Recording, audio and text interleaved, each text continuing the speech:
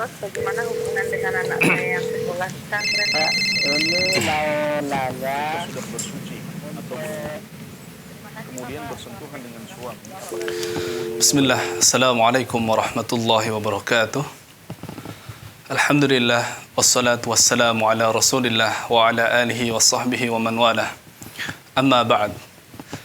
Para pemirsa Fatwa TV dimanapun Anda berada, semoga Allah senantiasa melimpahkan rahmatnya kepada kita semua. Alhamdulillah, pada kesempatan hari ini kita dapat berjumpa kembali dalam program interaktif Fikih Ibadah bersama Al-Ustadz Anas Burhanuddin Hafizahullah Ta'ala. Beliau adalah salah satu anggota dari Dewan Fatwa Perhimpunan Al-Irsyad. Dan Alhamdulillah beliau telah hadir bersama kita di studio. Kita sapa beliau. Assalamualaikum Ustaz. Waalaikumsalam. Kif hal Ustaz? Alhamdulillah sehat. Semoga antum juga. Masya Allah. Dan semoga para pemirsa kita, para pendengar kita juga senantiasa dilindungi oleh Allah Subhanahu wa taala. Alhamdulillah. Baik, sebelum memasuki sesi yang pertama, penyampaian kalimat pembuka, nasihat pembuka dari Ustadz, kami sampaikan bahwa program ini juga ditayangkan atau maksud kami disiarkan oleh beberapa radio yang bekerjasama dengan kami.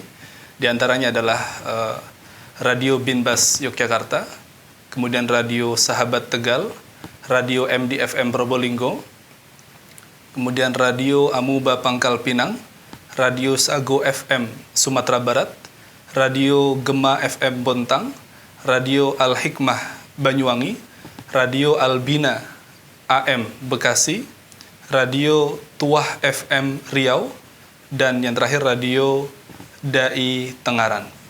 Ya, selanjutnya kami persilahkan kepada Ustadz untuk menyampaikan nasihat pembuka.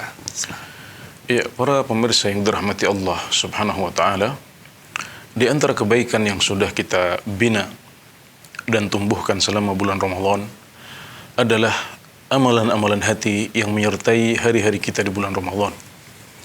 Mulai dari berharap agar bisa sampai ke bulan Ramadan, juga khawatir tidak sampai ke bulan Ramadan. Kemudian kegembiraan kita saat kita benar-benar sampai ke bulan Ramadan, kesabaran kita di hari-hari bulan Ramadan, kemudian ihtisab dan niat yang kita canangkan setiap malam hari bulan Ramadan, juga dalam ibadah-ibadah selain puasa. Itu semuanya adalah beberapa contoh amalan hati yang sudah biasa kita lakukan selama kita berada di bulan Ramadan. Jadi kebaikan bulan Ramadan tidak hanya puasa, tidak hanya qiyamul lail, tidak hanya tilawatul Quran, tadabbur, umrah, dan lain sebagainya. Tapi juga ada kebaikan-kebaikan yang berwujud amalan-amalan hati. Contohnya tadi itu. Rasa takut, harapan, kegembiraan, ya, kesabaran, kemudian niat dan ihtisab. Juga kesedihan yang kita pancarkan atau yang kita rasakan saat kita berpisah dengan bulan Ramadan. Itu semuanya adalah amalan-amalan hati yang barangkali kita tidak terlalu peduli dengannya, barangkali kita tidak menyadarinya, tapi insya Allah dengan amalan-amalan hati itu Allah Subhanahu wa taala memberikan pahala yang besar di sisinya, karena ini adalah amalan yang paling penting. Ini adalah amalan yang paling penting yang justru lebih penting daripada amalan-amalan anggota tubuh kita. Jadi kita juga di samping mempertahankan kebaikan-kebaikan amalan yang nampak di bulan Syawal ini, kita juga harus mempertahankan kebaikan-kebaikan berupa amalan-amalan hati yang sudah biasa kita lakukan di bulan Ramadan untuk kita teruskan di bulan Syawal dan juga bulan-bulan yang setelahnya. Karena kita tidak hanya beribadah di bulan Ramadan saja, tapi juga di bulan Syawal dan bulan yang lain sampai kita dipanggil oleh Allah Subhanahu wa taala dan menjemput ajal kita.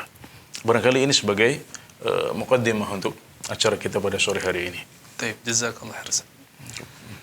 Ya, demikianlah nasihat pembuka dari Ustadz.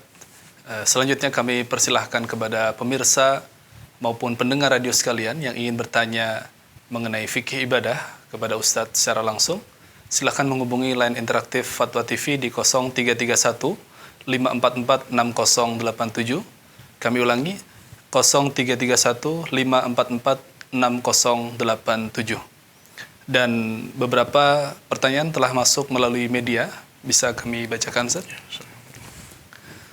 Yang pertama dari saudara Rofi' dari Kepulauan Riau, Ustaz. Saya punya adik lawan jenis, tapi beda ayah, satu ibu. Apakah mahram dengan adik saya? Iya, jadi ini saudara ya, satu ayah beda ibu ya. Berarti saudari seayah ya, saudari seayah ya. Dan saudari seayah termasuk dalam keumuman saudari yang disebutkan oleh Allah Subhanahu wa taala tentang maharim, yaitu wanita-wanita yang haram untuk dinikahi. Di mana Allah Subhanahu wa taala berfirman, "Hurrimat 'alaikum ummahatukum wa banatukum wa akhwatukum" sampai akhir ayat. Telah diharamkan atas kalian para ibu kalian, juga anak-anak perempuan kalian dan saudari-saudari kalian. Para ulama menjelaskan bahwasanya saudari ini mencakup semua jenis saudari. Baik saudari kandung, seayah seibu, ataupun saudari seayah saja, ukhtun li'ab, atau ukhtun li'um, saudari yang satu ibu saja, ini juga termasuk saudari yang diharamkan untuk dinikahi. Jadi dengan demikian saudari seayah seperti yang ditanyakan dalam pertanyaan, termasuk wanita yang tidak boleh dinikahi, maka Anda adalah mahram untuk saudari sebapak Anda tersebut. Demikian, wallahu a'lam. Baik, jazakallah khair, Ustaz. Sudah ada penelpon yang menunggu. Ayo kita sambut. Fatwa TV, Assalamualaikum. Waalaikumsalam warahmatullahi wabarakatuh. Iya, dengan Ibu siapa di mana? Dari hamba Allah dari Jawa Barat. Ya, silakan. Assalamualaikum warahmatullahi wabarakatuh, Ustaz. Waalaikumsalam warahmatullahi wabarakatuh. Ustaz, saya kalau setelah sholat wajib itu berzikir. Kan ada zikir yang kalau setelah sholat subuh dan maghrib itu ada yang la ilaha illallah wahdahu la syarikalah lahul mulku wa lahul hamdu yuhyi wa yumitu wa huwa ala kulli syai'in qadir 10 kali. Ini saya dikasih dari adik saya. Apakah ini sesuai dengan tuntunan Rasulullah, Ustaz? Nah, satu lagi, saya mengaji kurang lancar, masih belajar tahsin, masih makhluk halufnya belum bagus. Jadi saya setiap mengaji Al-Quran itu mendengarkan dari murotal. Saya jadi mendengarkan waktu apa itu boleh, Ustadz? Dengan mendengarkan murotal, tapi saya masih belajar, berusaha untuk bisa. Cuman saya kalau belajar sendiri itu belum bagus, merasa banyak salahnya. Jadi saya dengan aja mendengarkan dengan murotalnya. Terima kasih, Ustaz. Mohon penjelasannya dan nasihatnya. Assalamualaikum warahmatullahi wabarakatuh. Waalaikumsalam. Ya, di antara zikir yang diajarkan oleh Rasulullah sallallahu alaihi wasallam ya, tidak hanya di salat subuh dan salat maghrib adalah zikir la ilaha illallah wahdahu la syarikalah lahul mulku wa lahul hamdu wa huwa ala kulli syai'in qadir. Ini adalah zikir yang sahih thabit dari Rasulullah sallallahu alaihi wasallam, tidak hanya di salat subuh atau salat maghrib, tapi di semua salat ya. Setelah salat 5 waktu kita diajarkan untuk membaca zikir ini ya. Adapun penyebutan 10 kali untuk salat subuh dan salat maghrib ini saya tidak ingat saat ini ya akan dalilnya ya, maka insyaallah kita akan rujuk lagi dan barangkali kami akan jawab di kesempatan yang lain insyaallah ya. Tapi Afansa tadi yang disebutkan penanya ada tambahan yuhyi wa yumit ya. Ini juga barangkali insyaallah akan ditambahkan dalam jawaban di kesempatan yang akan datang insyaallah ya. Saya tidak bisa pastikan itu. Adapun tentang pertanyaan yang kedua ya, pertanyaan yang kedua adalah tentang belajar kepada para ulama qiraah atau para qari yang sudah terkenal ya. Ini termasuk wasilah, termasuk sarana agar kita bisa mendapatkan bacaan yang baik. Ya, kita tahu bahwasanya membaca Al-Quran adalah salah satu pintu ibadah yang agung ya, tilawatul Quran. Kemudian untuk membaca Al-Quran kita memiliki aturan-aturan yang harus kita ikuti. Tidak boleh seenaknya, tidak boleh sembarangan. Ada hukum tajwid yang harus kita pahami dengan baik, ya. Maka kita tidak boleh sembarangan dalam membaca Al-Quran, ya. Dan kalau kita belum bisa membaca dengan baik, kemudian kita belajar, ya, sambil mendengarkan murattal, maka itu adalah sebuah cara yang bagus. Sebuah cara yang bagus yang insya Allah nanti pelan-pelan akan membuat kita bisa membaca Al-Quran dengan baik, ya, untuk kemudian nanti kita bisa membaca sendiri, ya. Meskipun mendengarkan juga adalah salah satu cara untuk sampai kepada pahala dari Allah Subhanahu wa taala. Jadi bisa dengan membaca langsung, bisa dengan membaca atau mendengarkan sambil kita berusaha untuk melatih diri. Bisa juga hanya sekedar mendengarkan, ya, sekedar mendengarkan, menyimak, ini juga berpahala di sisi Allah Subhanahu wa taala. Alhamdulillah semuanya baik, alhamdulillah. Baik, jazakallah khairan. Ya, demikian jawaban atas pertanyaan dari hamba Allah di Jabar. Sudah ada penelpon yang menunggu, Ustaz. Baik, Fatwa TV. Assalamualaikum. Waalaikumsalam. Ya, dengan Bapak siapa di mana? Dengan Bapak Suryadi di NTT Flores. Baik, silakan, Pak. Ya, Ya, silakan pertanyaannya, Pak. saya punya pertanyaan ini. Saya mendengar dari kakek saya bahwa kalau sholat itu kiblat itu perbedaan tiap maghrib atau isya atau subuh, kiblatnya itu berbeda-beda. Apa itu benar atau ada hadisnya atau bagaimana, atau memang itu Rasulullah pernah lakukan atau bagaimana itu, Pak Ustadz? Itu yang saya ingin tanyakan. Iya. Hanya itu saja. Baik. Menghadap kiblat adalah salah satu kewajiban dalam sholat kita, ya. Kita harus menghadapkan diri kita ke arah kiblat. Tidak boleh menghadap ke arah yang lain. Dan dalam agama kita telah ditetapkan bahwasanya kiblat dalam sholat kita adalah Ka'bah. Ya, jadi pada awalnya Nabi Muhammad SAW pernah menghadap ke arah Baitul Maqdis, ke arah Yerusalem selama 16 bulan. Kemudian turun ayat yang memerintahkan beliau untuk mengarahkan kiblat beliau ke arah Mekah, yaitu ke arah Ka'bah. Maka inilah hukum yang berlaku sampai akhir zaman, yaitu bahwasanya umat Islam harus menghadapkan wajah mereka ke arah Ka'bah. Ya, namun menghadap ke arah Ka'bah ini tidak harus persis, ya. Yang penting adalah arahnya. Dan para ulama menjelaskan bahwasanya yang dimaksud adalah arah mata angin utama. Jadi seperti di Indonesia, ya, di Indonesia tepatnya adalah kita menghadap ke arah barat sambil serong agak ke arah utara, ya, jadi ke arah barat laut. Ini yang tepat. Dari Indonesia ke Mekah itu arahnya adalah arah barat laut. Tapi kita tidak harus mengarah ke arah barat laut. Jadi kalau kita mengarah persis ke arah barat saja, maka itu sudah cukup. Karena memang kewajibannya tidak harus persis ke arah kiblat, tapi yang penting arah mata angin utama saja. Karena Nabi Muhammad SAW bersabda, "Ma bainal masyriqi wal maghribi qiblah." Ya, arah antara timur dengan barat itu adalah kiblat. Ini dikatakan beliau karena beliau ada di kota Madinah. Madinah itu terletak di sebelah utara kota Mekah. Jadi kiblat penduduk Madinah adalah menuju ke arah Mekah, ke arah selatan.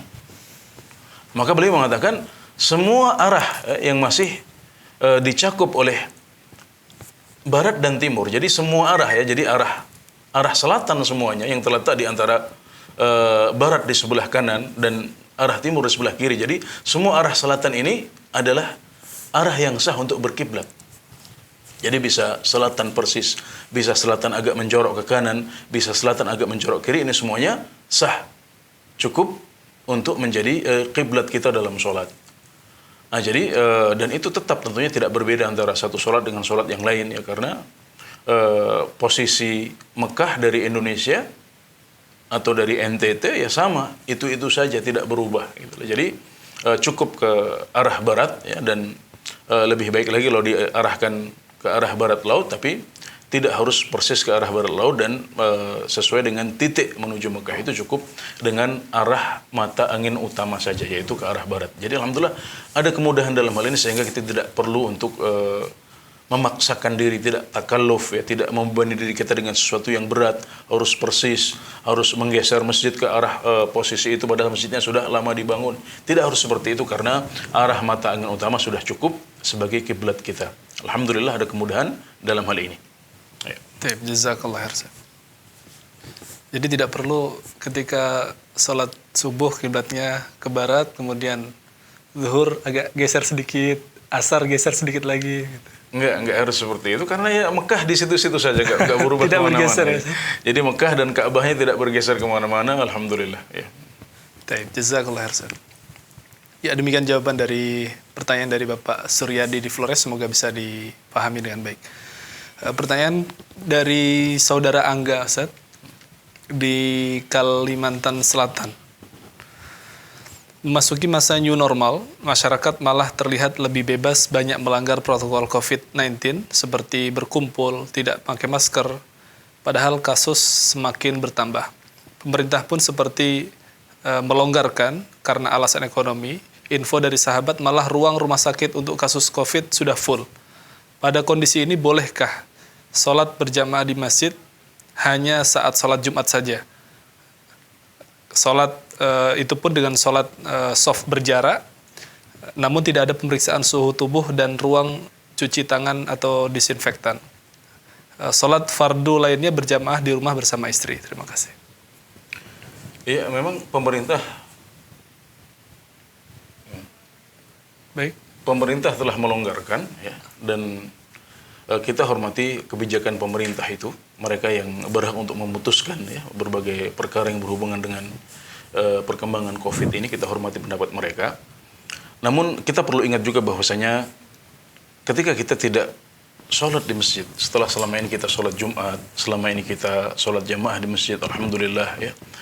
Saat kita tidak sholat di beberapa pekan terakhir ini atau bahkan beberapa bulan belakangan ini, itu tidak hanya semata-mata karena ketaatan kita kepada pemerintah, tapi ada hal lain yang juga menjadi pertimbangan kita, yaitu menghindari bahaya penyebaran COVID-19 atau COVID-19 yang begitu masif, begitu cepat dan sudah terbukti di berbagai penjuru dunia. Nah sekarang pemerintah tidak melarang lagi, meskipun ini juga tidak di semua tempat sebenarnya. Yeah. Pemerintah masih melarang di zona-zona merah, di tempat-tempat yang masih rawan, ya, mereka melonggarkan. Tapi pemerintah juga tetap lebih senang kalau kita bertahan di rumah dulu. Ya, itu satu hal yang harus kita perhatikan. Kemudian yang kedua, perubahan fatwa, perubahan sikap itu hendaknya dilandasi pada perbedaan fakta di lapangan. Para ulama sering menyebutkan sebuah kaidah, ya, usuliyah, al-hukmu yaduru ma'al illati wujudan wa adaman. Ya, jadi hukum itu berputar bersama alasan hukumnya atau illahnya. Kenapa kita tidak sholat beberapa pekan yang lalu di masjid? Karena kita mengkhawatirkan bahaya penyebaran COVID.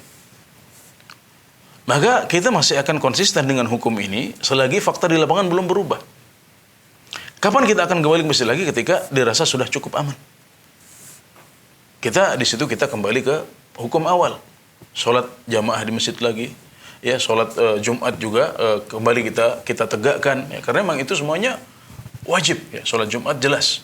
Ya, sholat jamaah di masjid ini adalah wajib menurut sebagian ulama. Jadi kita kembali kepada hukum awal ketika fakta di lapangan sudah berubah, ketika kekhawatiran sudah tidak ada lagi, daerah kita sudah aman lagi atau dirasa aman, dinilai aman, kita di situ kembali ke masjid. Tapi sebelum itu kita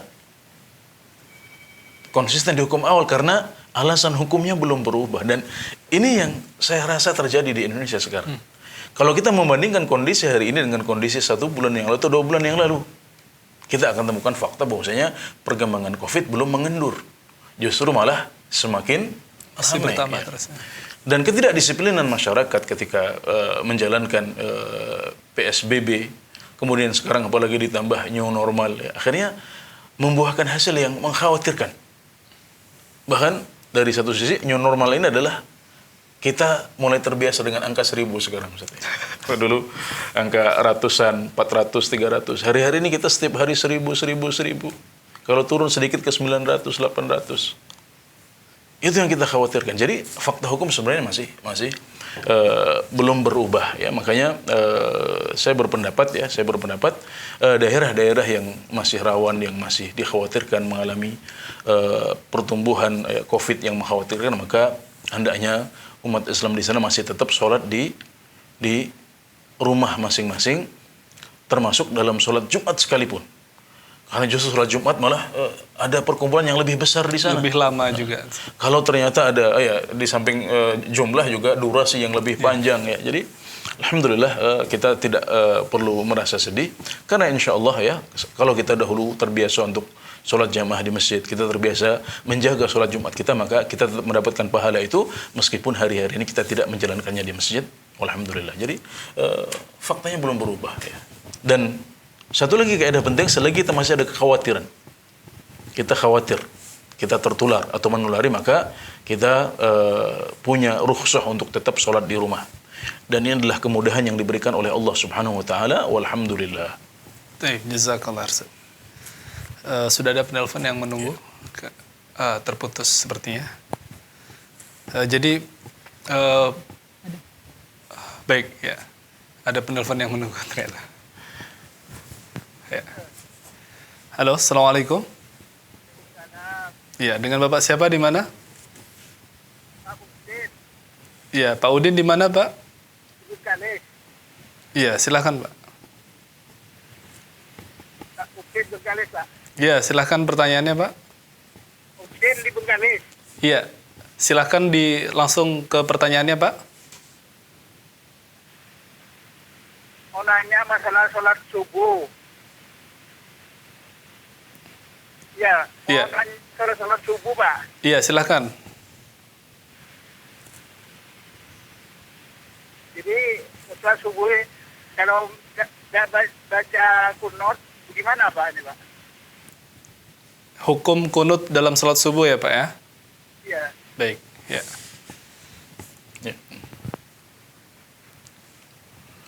Iya, masalah kunut di salat subuh adalah masalah khilafiyah yang sangat klasik, ya. Dari zaman dahulu para ulama sudah membahasnya. Dan kita mengetahui bahwasanya imam kita, Imam Syafi'i rahimahullah ta'ala, berpendapat bahwasanya kunut subuh hukumnya adalah sunnah ab'ad. Jadi dalam mazhab Syafi'i, sunnah itu dibagi menjadi dua. Ya, ada sunnah ab'ad, ada sunnah hayat. Ya, sunnah ab'ad adalah sunnah yang sangat ditekankan dan disebut ab'ad karena dia mirip dengan bagian sholat yang sesungguhnya itu rukun-rukun sholat. Jadi kunut subuh ini menurut mazhab Syafi'i hukumnya adalah sunnah yang ditegaskan karena dia mirip dengan rukun, ya. Jadi mendekati rukun sebenarnya. Tapi dia bukan sebuah kewajiban, dia adalah sunnah, ya, sunnah yang artinya kalau kita meninggalkan kunut subuh ini maka kita harus menggantinya dengan sujud sahwi. Ini adalah mazhab Syafi'i. Ini adalah pendapat Imam Syafi'i, juga pendapat mazhab Syafi'i yang merupakan mazhab yang masyhur diamalkan oleh mayoritas umat Islam di Indonesia sejak zaman dahulu. Kemudian ada pendapat yang kedua yang menyebutkan bahwasanya kunut subuh itu dalilnya lemah. Maka kita tidak perlu kunut subuh. Ya, kita sholat seperti biasa saja karena dahulu Nabi Muhammad SAW pernah kunut subuh, kemudian beliau meninggalkan kunut itu. Jadi ini adalah masalah khilafiyah di antara para ulama. Jadi kalau kita termasuk orang-orang yang muqtani, ya, yang puas dengan dalil mazhab Syafi'i, atau kita terbiasa mendengarkan fatwa ustadz yang menyampaikan seperti itu, maka ya kita kalau ketinggalan kunut subuh maka hendaknya imamnya sujud sahwi, kemudian kalau kita sholat sendiri kita juga sujud sahwi sendiri. Mazhab Syafi'i seperti itu. Dan kalau kita mengikuti pendapat yang kedua berarti sebaliknya, kita tidak perlu sujud sahwi. Intinya adalah masalah khilafiyah yang sudah lama sekali dibahas oleh para ulama dari zaman dahulu, dan kita harus toleran dalam hal ini ya. Kita harus memberikan porsi sikap yang pas. Ini bukan masalah bid'ah atau masalah perkara baru dalam agama, tidak seperti itu, tapi ini adalah masalah khilafiyah yang sudah lama sekali di antara para ulama. Kita perlu untuk toleransi dalam masalah ini. Makanya kalau kita sholat di belakang imam yang kunut, sementara kita tidak meyakini sunnahnya kunut, maka kita tetap mengangkat tangan dan kunut di belakang mereka. Sebaliknya, kalau kita meyakini kita punya kewajiban kunut, kemudian kita sholat di belakang imam yang tidak kunut, ya seperti yang dirasakan atau dialami oleh para jamaah haji ketika sholat di Masjidil Haram dan Masjid Nabawi. Seperti itu, maka kita juga tidak perlu untuk mengangkat tangan sendiri, karena patokan kita adalah imam, dan Nabi Muhammad SAW pernah bersabda, innama ju'ilal imamu liyu'tamma bi, sesungguhnya imam itu dijadikan untuk diikuti. Nah, kita mengikuti imam dalam gerakan-gerakan yang lahir, yang nampak, termasuk kunut subuh ini. Jika imam melakukannya atau tidak melakukannya, kita mengikuti apa yang dilakukan oleh imam. Jadi alhamdulillah, masalah adalah masalah yang ringan insyaallah.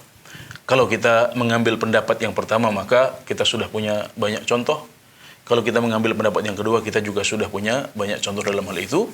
Karena ini memang masalah khilafiyah yang lama, sudah dari dahulu terjadi di antara para ulama. Walhamdulillah. Baik, jazakallah khairan. Jadi tidak dibenarkan jika karena berbeda pendapat masalah kunut ini kemudian kita merasa ini orang lain. Enggak, kalau masalah ini, hanya masalah ini saja, tidak bisa dibangun di atasnya wala dan bara, kemudian mengatakan ini ahlus sunnah, ini ahlul bid'ah. Yeah. Tidak bisa seperti itu, karena masing-masing punya dalilnya, masing-masing punya ulama yang memfatwakan, dan ini bukan permasalahan yang baru ya. Fatwanya bukan baru muncul sekarang, tapi sudah dari zaman dahulu sudah ada. Ya, alhamdulillah. Baik, jazakallah. Sudah ada penelpon yang menunggu. Yeah. Baik, Fatwa TV. Assalamualaikum. Ini Bapak Yanto dari Lampung nih Pak nih. Bapak siapa? Bapak Yanto. Dari Lampung ya. Silakan Pak Yanto. Ini Mas, saya mau tanya Pak Ustadz nih. Halo, assalamualaikum. Ya, silakan. Assalamualaikum warahmatullahi wabarakatuh. Masalah mau tanya Pak Ustadz, masalah ini yang masalah tohara, masalah wudhu. Saya mau tanya,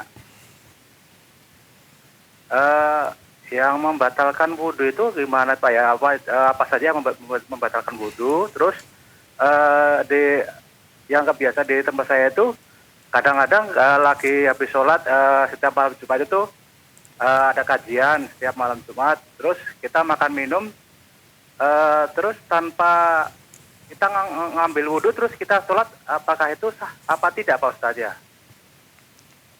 Baik. Ya. Terus yang kedua Pak Ustadz mau tanya nih. Iya.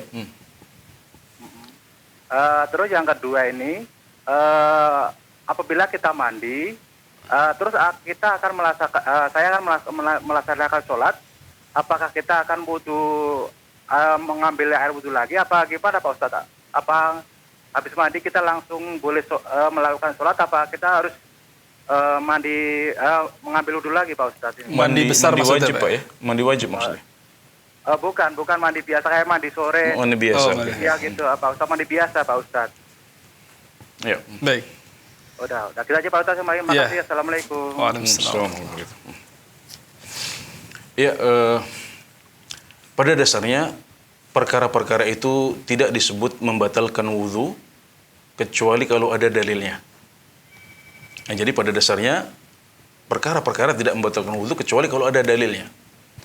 Jadi kapan ada dalilnya yang sahih dan valid kita katakan itu membatalkan wudhu. Tapi kalau tidak ada dalilnya atau ada dalilnya tapi lemah, maka kita katakan itu tidak membatalkan wudhu. Ya, di antara hal yang membatalkan wudhu adalah tidur yang dalam. Tidur yang dalam ini membatalkan wudhu. Kemudian juga menyentuh kemaluan. Karena Nabi Muhammad SAW bersabda, man massa dzakarahu falyatawadda. Barang siapa yang menyentuh kemaluannya adalah dia berwudu. Ini mencakup laki-laki maupun perempuan sama hukumnya.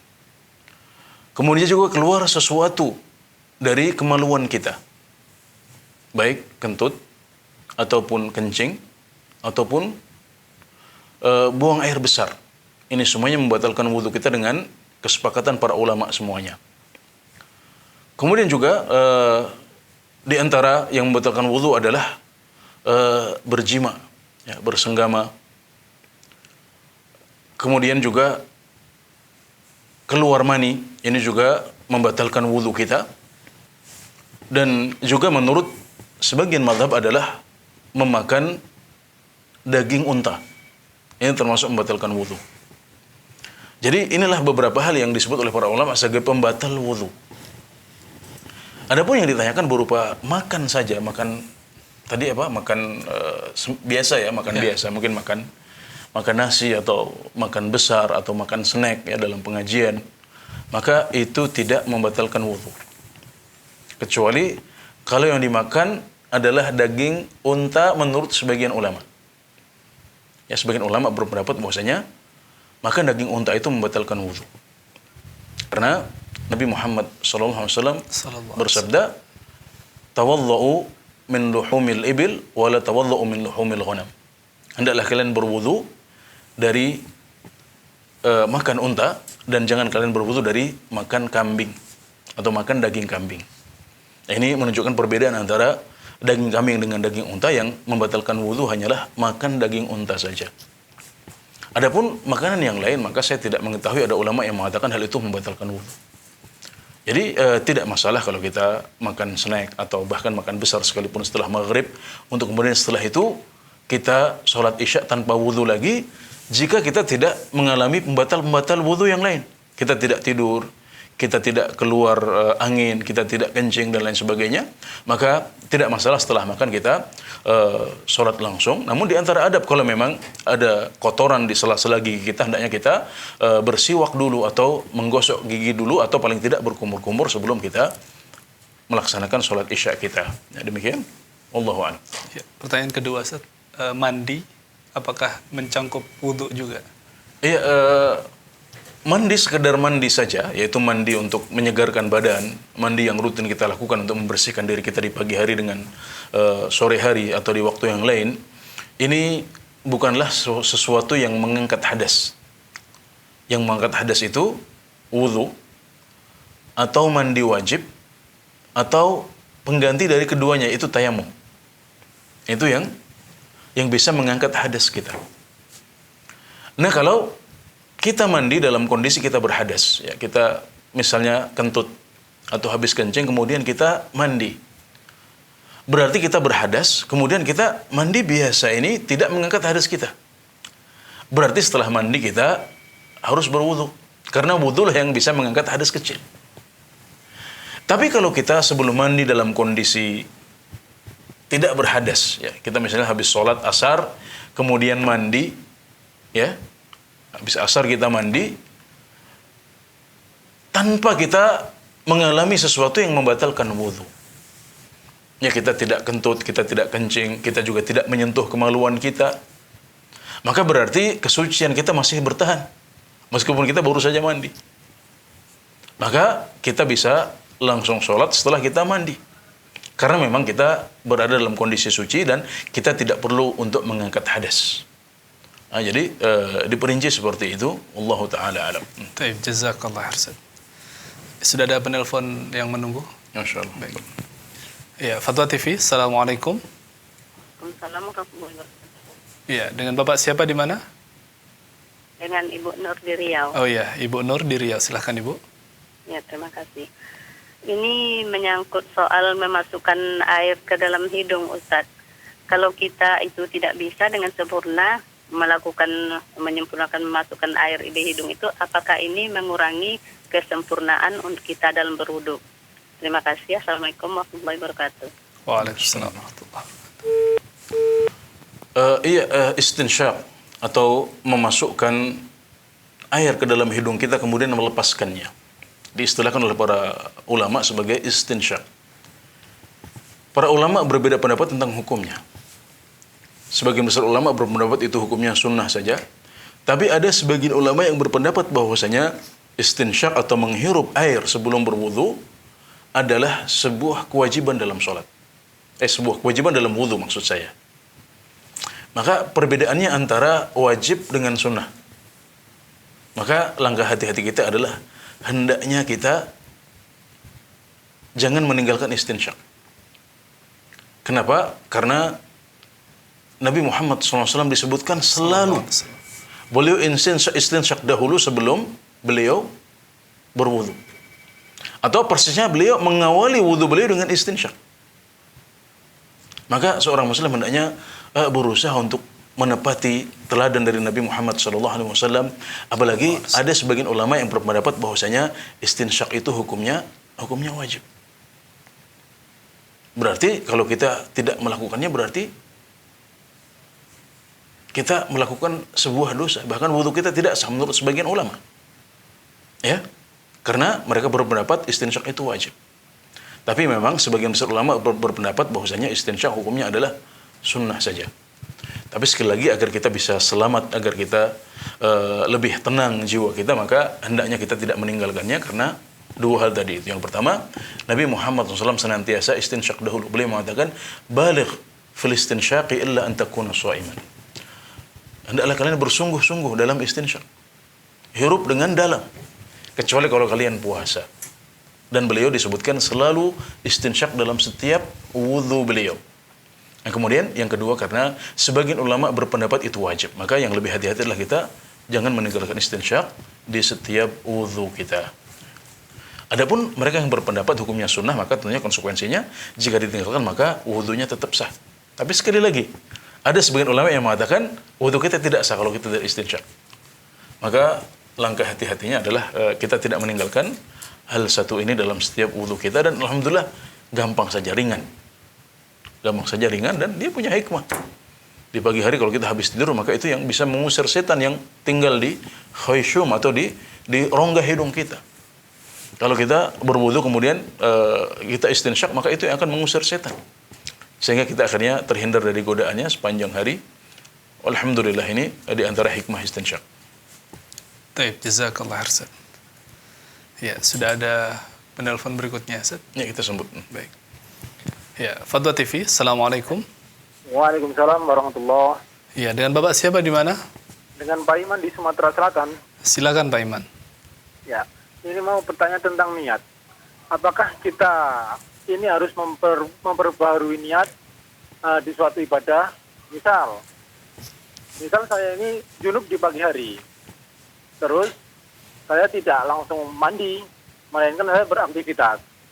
Namun saya niatkan nanti pada waktu zuhur saya akan berniat mandi di waktu zuhur nanti untuk menghilangkan hadas saya tersebut. Tapi ketika saya hendak mandi di waktu zuhur, ternyata saya lupa dengan niat saya yang akan mandi mandi janabah di waktu zuhur tersebut. Nah, apakah niat ini menjadi batal? Lalu bagaimana mandi saya? Apakah mandi saya hanya mandi biasa atau mandi janabah? Syukran. Assalamualaikum warahmatullahi wabarakatuh. Waalaikumsalam warahmatullahi Assalamualaikum. Ya Pak, niat adalah amalan hati yang harus kita wujudkan sebelum kita melakukan amalan.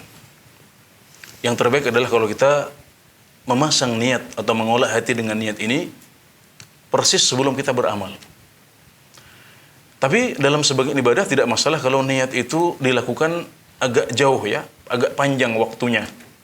Agak panjang waktunya, misalnya ibadah puasa kita ya, itu niatnya boleh kita lakukan di malam hari. Jadi kita isya atau habis maghrib kita sudah niatkan besok saya akan puasa. Maka itu sudah cukup. Jadi intinya yang menjadi keharusan adalah mengolah hati kita dengan niat ini. Memasang niat ini sebelum kita memulai sebuah amalan. Meskipun yang terbaik adalah kita melakukannya saat kita akan menjalankan amalan itu. Ya, dengan demikian dalam contoh yang Bapak sebutkan tadi, ya, kalau kita sudah ada niat di pagi hari, kita tahu persis bahwasanya memang kondisinya junub, ada hadas besar, harus mandi. Tapi memang kegiatan ke kantor, sarapan, olahraga pagi itu tidak mensyaratkan untuk suci dari hadas akbar itu. Maka kita tidak ada kewajiban untuk mandi di pagi hari. Kewajiban mandi ini baru terjadi, baru menjadi wajib atas kita ketika kita akan menjalankan suatu ibadah yang disyaratkan harus suci dari hadas tersebut. Dalam hal ini, misalnya sholat kalau kita ingin sholat duhur. Atau sholat duha kalau kita ingin sholat duha. Nah, jadi saya melihat niatnya sudah ada. Maka kalau di siang harinya Bapak tidak memasang niat lagi, tapi mencukupkan diri dengan niat di pagi hari, maka insya Allah itu sudah sah sebagai mandi wajib yang mengangkat hadas Bapak pada pagi hari itu insya Allah. Baik, jazakallah Harsad.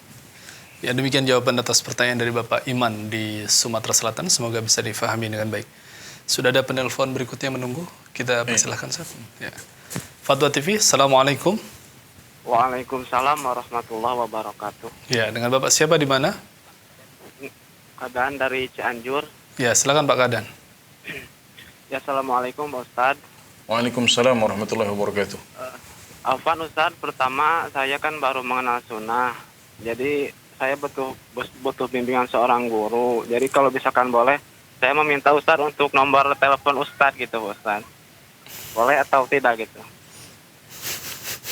Sudah Pak, itu saja. Sama. Yang kedua, saya ingin menanyakan tentang masalah sholat, niat dalam sholat.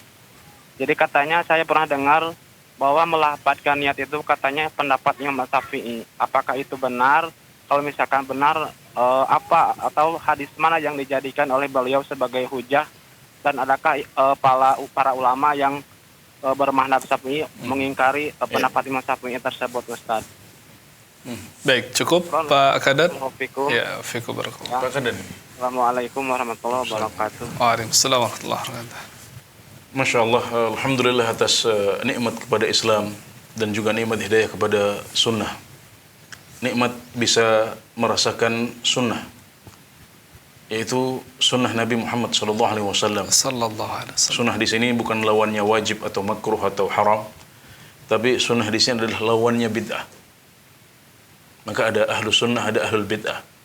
Ini adalah sebuah nikmat besar yang harus kita syukuri.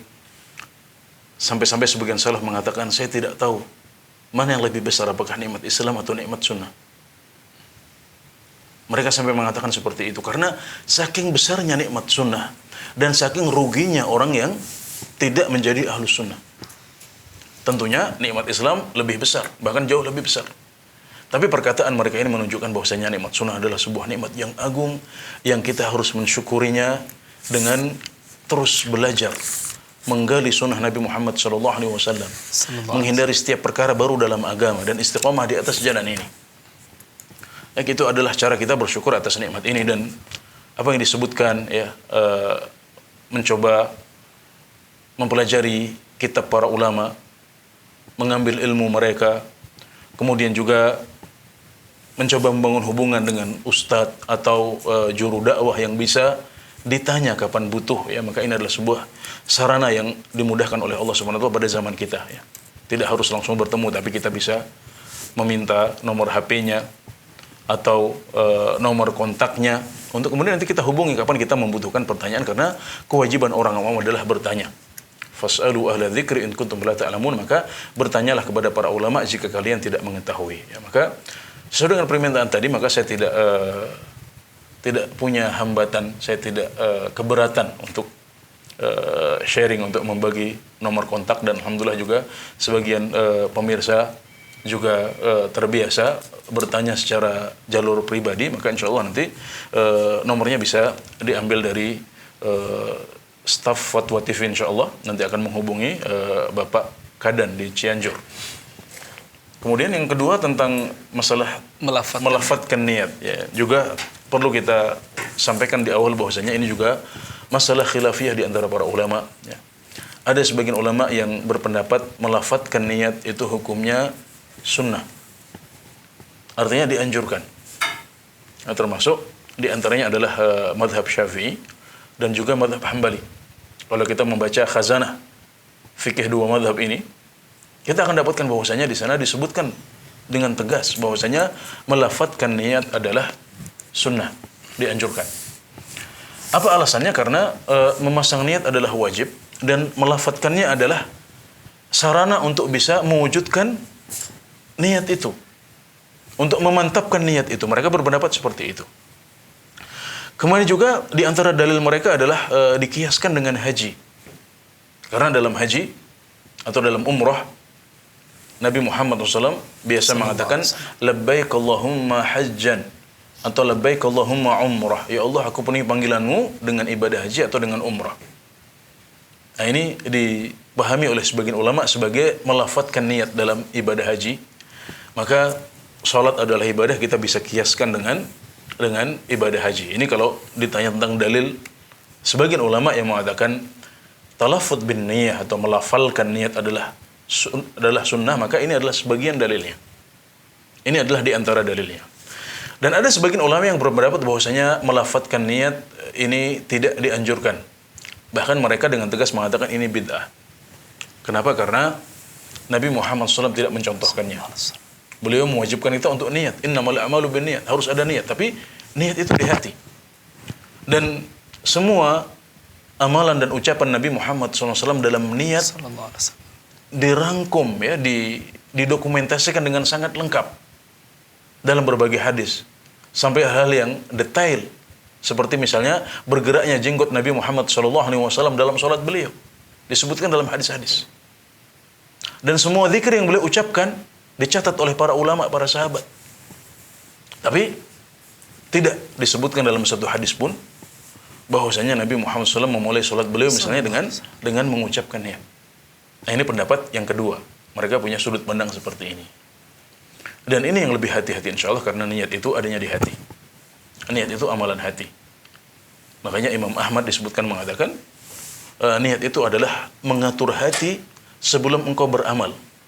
Bahwasanya engkau tidak ingin dari amalan ini kecuali hanya pahala dari Allah Subhanahu wa taala saja. Jadi olah hati. Dan Nabi Muhammad SAW juga mengolah hati beliau sebelum sholat. Tapi tidak boleh ucapkan.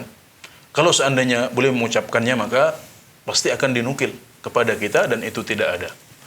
Jadi ini juga masalah khilafiyah di antara para ulama, dan yang lebih hati-hati, lebih kuat insyaallah pendapat yang kedua, wallahu taala a'lam.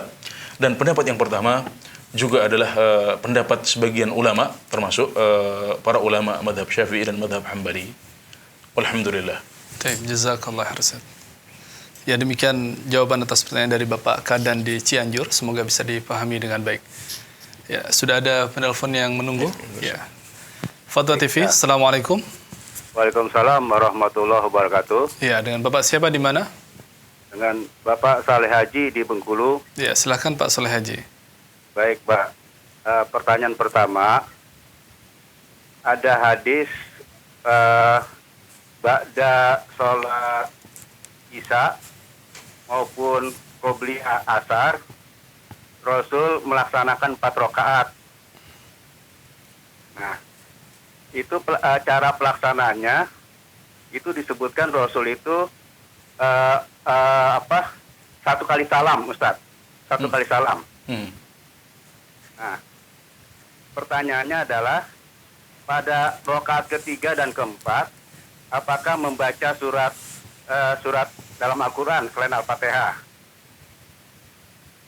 Nah, pertanyaan kedua. Pertanyaan kedua adalah tentang kurban, Ustaz. Mana yang lebih afdol? Kita berkorban 1 ekor kambing atau kita berkorban sapi yang bergabung 7 orang? Nah. Baik, sudah bisa dipahami pertanyaannya? Ya, yang pertama tentang sunnah qobliyah dan ba'diyah, qobliyah asar dan ba'diyah isya. Ini beliau pernah mendengar redaksi yang menyebutkan 4 rakaat 1 salam. Langsung.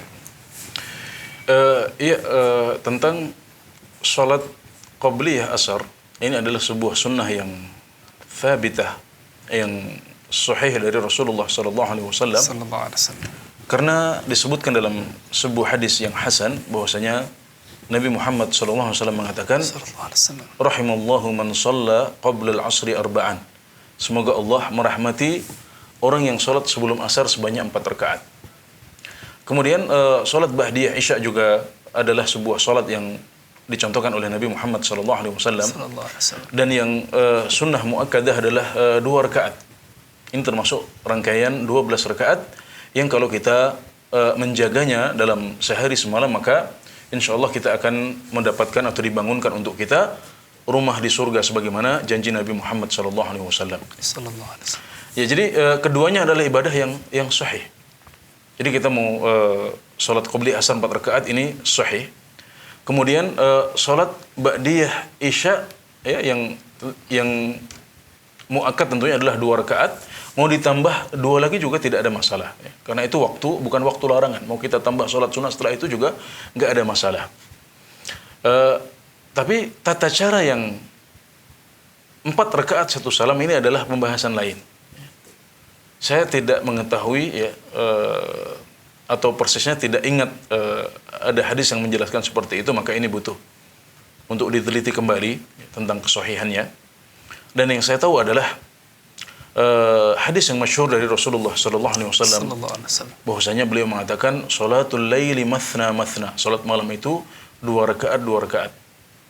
Kemudian juga beliau bersabda tentang salat siang hari, salatun nahari mathna mathna.